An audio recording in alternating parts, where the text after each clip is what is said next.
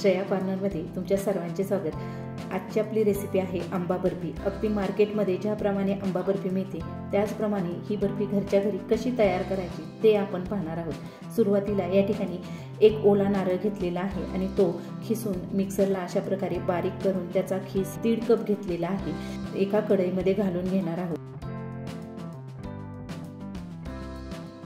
कढईमध्ये खीस घातल्यानंतर हा आपण चांगला परतून घेणार आहोत। या ठिकाणी खिसलेल्या खोबऱ्यामध्ये ओलेपणा असतो तो जाईपर्यंत आपण हा खीस परतून घ्यायचा आहे। गॅसची फ्लेम आपण कमी ठेवलेली आहे आणि कमी गॅसवर सुरुवातीला आपण ओले खोबरे चांगले परतून घ्यायचे आहे। या ठिकाणी ही बर्फी करताना ओल्या खोबऱ्याचाच वापर करायचा आहे। हे चांगले परतून झाल्यानंतर यामध्ये आपण 1 कप खवा घालून घेणार आहोत। खवा घालताना या ठिकाणी तुम्ही ज्या कपाने खोबऱ्याचा खीस घेतला आहे त्याच कपाने आपण खवा घालायचा आहे आणि खव्याऐवजी तुम्ही या ठिकाणी मिल्क पावडरचा देखील वापर करू शकता। म्हणजे आपण या ठिकाणी 1 कप खवा घातला आहे तर तुमच्याकडे खवा नसेल तर तुम्ही या ठिकाणी 1 कप मिल्क पावडर देखील यामध्ये घालू शकता आणि हे दोन्हीही चांगले परतून घ्यायचे आहे। खव्याला पाणी सुटले जाते आणि त्यामध्येच आपले खोबरे चांगले परतून निघते आणि शिजून निघते। हे चांगले शिजून तयार झालेले आहे। नंतर यामध्ये आपण 1.5 कप आंब्याचा रस घालून घेणार आहोत। या ठिकाणी आंबे आपण मिक्सरला 2 आंबे आपण मिक्सरला फिरवून घेतलेले आहे आणि त्याचा रस तयार करून घेतलेला आहे तो याच्यामध्ये घालून आपण हे चांगले परतून घेणार आहोत। आंब्याचा रस घातल्यानंतर मिश्रण पुन्हा आपले पातळ होते आणि हे आपण मीडियम गॅसवर कंटिन्यू चांगले परतून घ्यायचे आहे। हे थोडे परतून झाल्यानंतर त्यामध्ये आपण अर्धा कप साखर घालून घेणार आहोत। साखर ही तुम्ही तुमच्या गोडीप्रमाणे कमी जास्त करू शकता। या वाटीप्रमाणे किंवा कपाप्रमाणे सर्व साहित्य जर तुम्ही घेतले तर तुमची रेसिपी ही परफेक्ट अशी तयार होते आणि हे आपण मीडियम गॅसवर मिश्रण घट्ट होईपर्यंत परतून घ्यायचे आहे।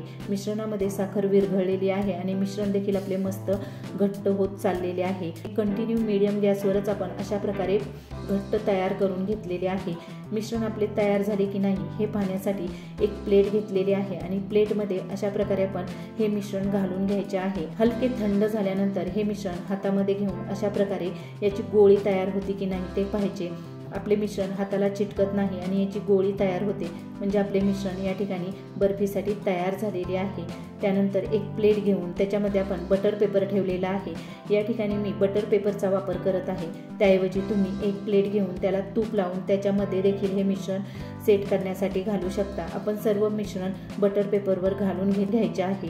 हे पहा अशा प्रकारे मिश्रण आपण बटर पेपरवर घालून घेतलेले आहे। त्यानंतर आपण स्पॅच्युलाने हे मिश्रण एकसारखे करून घ्यायचे आहे। या ठिकाणी मी स्पॅच्युलाचा वापर करत आहे। त्याऐवजी तुम्ही एखादी वाटी घेऊन त्याने देखील हे मिश्रण एकसारखे करून घ्यायचे आहे। सुरुवातीला आपले मिश्रण हे एकदम गरम असते। हाताने हे मिश्रण न करता स्पॅच्युलाने किंवा वाटीने आपण एकसारखे करून घ्यायचे आहे। सर्व मिश्रण आपले एकसारखे तयार करून झालेले आहे।